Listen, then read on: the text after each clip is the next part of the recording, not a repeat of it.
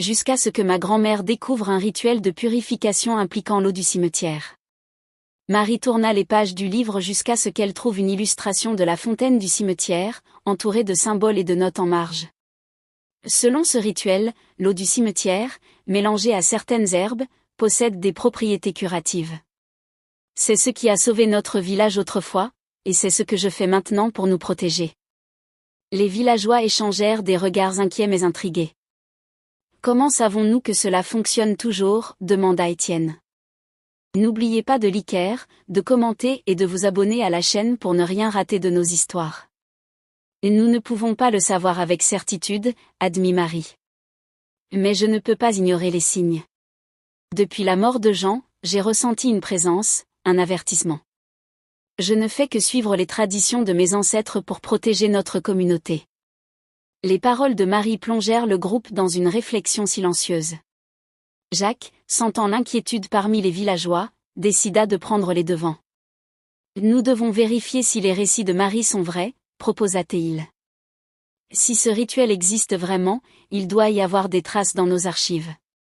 Le groupe acquiesça, et il fut décidé qu'il se rendrait à la vieille bibliothèque du village, un bâtiment ancien et poussiéreux qui renfermait des livres et des manuscrits remontant à plusieurs siècles. Jacques et Marguerite furent chargés de fouiller les archives, tandis que les autres retournaient à leurs occupations quotidiennes. La bibliothèque était un lieu sombre, empli de l'odeur des vieux livres et du bois vieilli.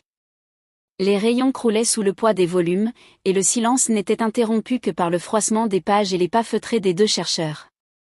Jacques et Marguerite passèrent des heures à parcourir les registres, cherchant des indices sur l'épidémie et le rituel mentionné par Marie.